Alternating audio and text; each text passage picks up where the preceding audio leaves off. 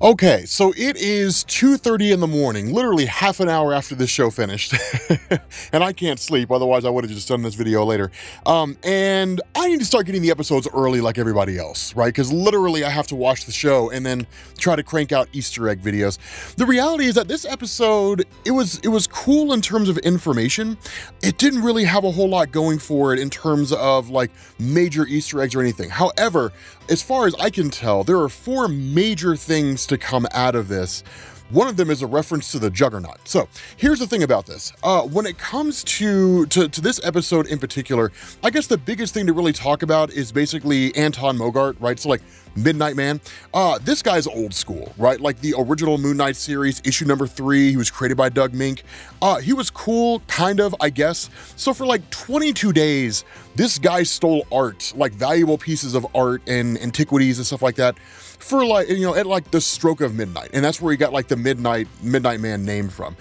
He was kind of an on-again, off-again villain for Mark Spector. And in fact, there was actually a point when Mark Spector basically took him under his wing and trained him. And then basically Midnight Man died of cancer. And then ultimately Mark Spector trained his son, Jeff Wild, who ultimately just went by the name Midnight. But Midnight Man was not an overly important character. So think of him as something akin to like the appearance of Swordmaster in the Hawkeye series. Like it's cool he's there. But obviously, of course, because the actor himself has passed away, they're not really going to be able to do a whole lot with it. But it is a cool concept to see, right? A nice little nod to that whole thing. The next big thing to come out of this, and this is really one that I think a lot of people are curious about, and it's really kind of like 2 and 3 that sort of go hand in hand, is Jake Lockley, right? Because there are these instances over the course of the episode where like Mark Spector blacks out and then he wakes up and things have totally changed, right? So like when he's dealing with those 3 guys that are, you know, attacking him, that like he wakes up and like he's got his knife in one of them and they're about to fall off the cliffside. A lot of people are pointing to the idea of it being Jake Lockley. That's possible, but one thing that I do want to point out here, and it is something that looks like the show has changed, but one thing that I do want to point out here when it comes to Moon Knight in Marvel Comics is that each one of the versions you see is their own personality. So Moon Knight is his own personality, and Mr. Knight is his own personality. Steve Grant, Jake Lockley, Mark Spector, they are all their own personalities. Whereas in the show, Moon Knight is basically the answer to like what happens when Mark Spector just puts on a costume and then goes forward. Like literally in this episode, he is Moon Knight and he's talking to Layla, like having a conversation with her, and like she refers to him and he's just kind of like, okay, like I can buy you some time and stuff like that. If it was like the comics, he would have his own personality. So he would have just answered totally different. So they are obviously switching things around. And this is what has given credence to this idea that as far as the potential of it being Jake Lockley, that they just switched his character around. Because in reality, in the comics, I mean, Jake Lockley, he's a guy that keeps his ear to the ground. He's like the Marvel Comics version of Batman's alter ego Matches Malone. He's just a guy who keeps his ear to the ground and then uses his access through various people that he knows and networking as a cab driver in order to like learn what's going on the street level. I mean, over the years in Marvel Comics, it was really more of like a depiction as opposed to an outright statement. Jake Lockley was more of like a brawler type guy.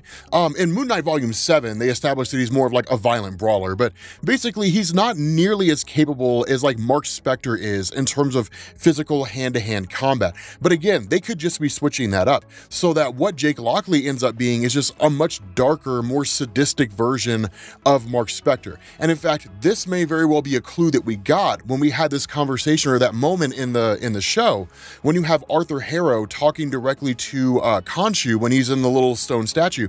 And he says, like, I'm not gonna lie, I took pleasure in harming other people in your name. And it could be that like, that's Jake Lockley. That Jake Lockley is almost exactly like Arthur Harrow is, in the sense that like, Jake Lockley takes pleasure in hurting people, and very rarely does his personality ever come out for any number of reasons. Again, we don't know much about his character because we haven't really seen him. So at this point, it's really just anybody's guess. But I feel like that was an important thing that needed to be brought in. But again, having said that, yeah, it could very well just be Jake Lockley here. But I thought it would have been kind of cool if if Moon Knight was his own personality. But I could certainly see how that would be a little bit too much. Because even now, only 3 episodes in, we are contending with this issue where you have Steve Grant and you have Mark Spector. Now there's this potential third personality.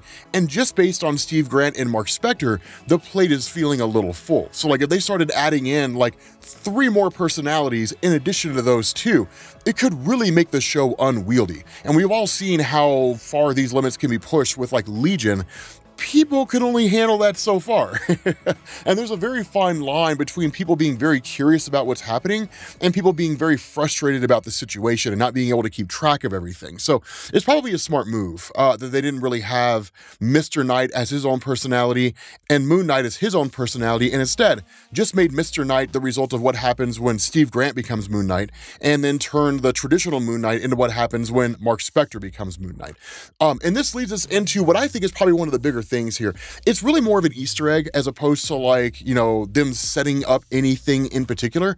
But what they're basically, at least what they borrowed from here, is the Octescence. So in Marvel Comics, traditionally, the avatars of the various Egyptian gods out there, they don't exist.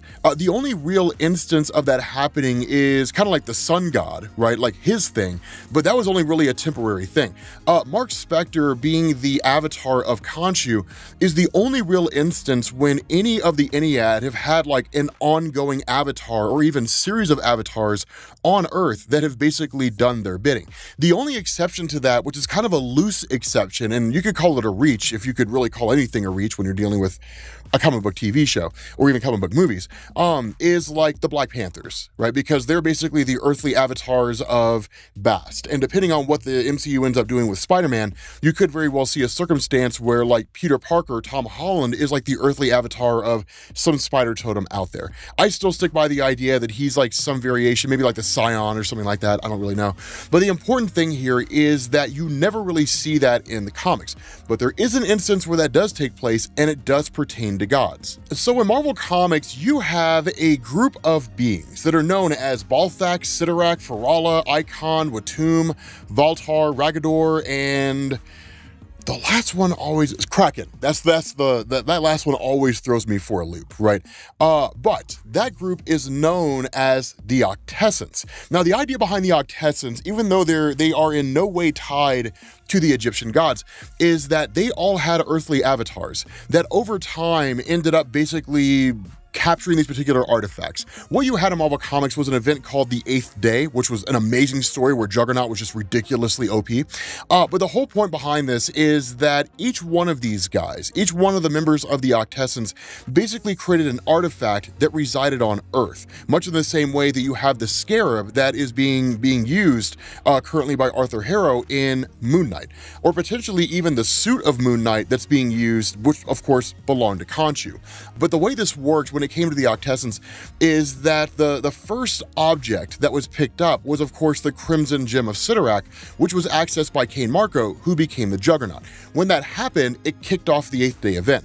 And what it did is it led to these other individuals, in fact 7 other individuals, just being arbitrarily drawn to each one of these artifacts that were left behind by the Octescence.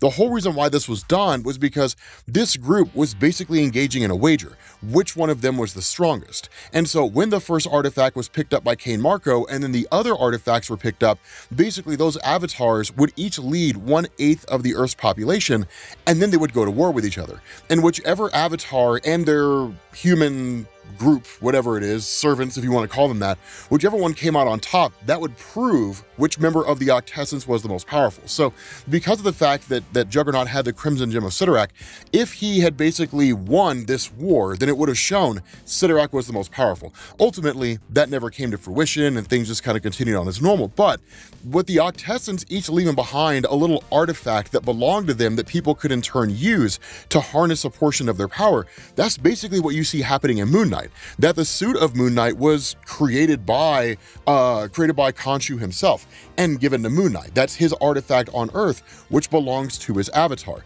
The Scarab that Arthur Harrow has in his possession is seemingly the Scarab of Amit, which in turn is the artifact she left on Earth in order to give to her avatar, which will ultimately end up being Arthur Harrow at the end of all this. So again, you know, it's a cool little reference there. Again, whether or not I think anything big is going to come out of that, I don't really know. And by no means do I think that what's going on with like the various hosts of the Ennead, of like Horus and all those guys, I don't think that like they're going to war against each other. It would just seem weird and unnecessary. It's just their earthly avatars that speak for them on Earth, and that's basically it. But it is a cool little Easter egg. Having said that, as far as the ending goes, I mean, not a whole lot to explain here. Mark Spector and Layla are on the hunt to stop Arthur Harrow. And that's basically it. Not a whole lot to explain. It really, and what was really kind of interesting about this ending is that it just kind of happened. It was just kind of there. It didn't really leave us, as far as I'm aware, on any kind of cliffhanger in terms of like the third personality, right? It's not as though it was something where like Steve Grant or Mark Spector switches to the third personality, which looks at itself in the mirror, and they look just slightly different than like Steve Grant or Mark Spector. It's just kind of that version of himself looking at him, and then it's like, okay, so that's the third personality. And then you're just waiting for the name to drop, and we never get it, right? But like, that would have been a cool way to end the episode. We didn't really get that. Instead, it was literally just Arthur Harrow talking to Khonshu and just being like, just so you know, bro, you're the reason I'm doing this, you know, that kind of a thing. So like the mistakes of Khonshu coming back to visit him, that kind of a thing. One thing that I will say I was kind of disappointed about is I was really hoping to see Bast. I didn't fully expect to see that happen, because while Bast initially started off as an Egyptian god, again, Bast eventually ended up becoming a Wakandan god. I guess god, goddess, I mean, do genders really matter when it comes to gods? They can appear in any form they want to. So I guess it doesn't really matter in that particular instance, but I was kind of hoping to see Bast. Again, it makes sense that we didn't, but it would have been a cool reference. At the very least, if at some point in time, which I was kind of expecting it over the course of this episode, we get this kind of discussion on maybe like the history of the Ennead or something like that, because that's kind of par for the course when it comes to MCU TV shows, that you end up getting like the first 2 episodes which set the stage, you get the 3rd episode which explains everything, and they wrap it all up over the last 2, and that's basically it. We didn't necessarily get that in this, and I was kind of hoping that we would, because then even if we don't necessarily get Bast as part of the Ennead, they would just be like, once upon a time, Bast hung out with us, and then she went to the cool kids table. The end. And like, that would be it. There really wouldn't be a whole lot more, you know, more to give us than that.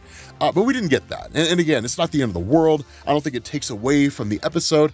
I thought it was fun, right? It was a fun, cool episode. I do like the tension that's going on between Layla and Mark Spector. I think at the end of the day, the reality of the situation is going to come out. I mean, I think that that tension that's being built up there would resonate more with like non-comic book readers or people who are unfamiliar with the history of Moon Knight and kind of piecing that stuff together on their own instead of referencing the source material. If you read the comics, like, you know that like Layla is a stand-in for Marlene, and that Layla's father, being like the architect, the archaeologist, was likely killed by Raul Bushman. Whether we'll see Raul Bushman, I don't know. I think if we end up seeing him, it'll be as like the very tail end of the last episode, and it's like to be continued in Moon Knight season 2, right? Like the guy who like dicked over Mark Spector and left him for dead. Like that sounds like something they would do, that they would kind of make Raul Bushman the main villain for season 2, and we would get more of that story there. But the reality is, assuming they go with the original comic book origin for Mark Spector, that he was basically a mercenary that was along for the ride with Marlene and her father, and then Raul Bushman and those guys, and then ultimately Raul Bushman just shot everybody up except for Marlene, left him for dead, left Mark Spector for dead, and then of course Mark Spector ended up becoming the avatar of Khonshu on Earth when his body was taken to the base of Khonshu's statue. So again, it's just one of those things where they may switch it up. I mean, they're kind of changing a few things here and there. Don't really see a reason why they would change his origin, and I think at this point in the show, if they were going to give us Raul Bushman, they would have done it already. And it makes sense that they haven't, because there's enough going on as it is. We don't need a secondary villain. It would overcomplicate things, and it would take away from what is otherwise a pretty simple and easy to follow series that also has a good blend of action and stuff like that in it. So with that being said, guys, we're going to bring this to an end. Let me know what you guys think down in the comments section of this episode. I mean, is Moon Knight slower than the other MCU shows? Yeah, absolutely. And if I'm being honest with you guys, I'd say it's probably the weakest of the shows, to be quite honest. I mean, won't really know until we get to the end of it, because as you guys know, when it comes to MCU shows, things just pop off at the very end, right? The same thing happened with WandaVision. It took WandaVision like 3 or 4 episodes to get good, and it was 9 episodes long, right? And maybe we could even say longer than that, maybe like 5 or 6 before the show really started to take off. So it's kind of the standard, right? That like they save all the best bangs and all the best explosions for the end of the show.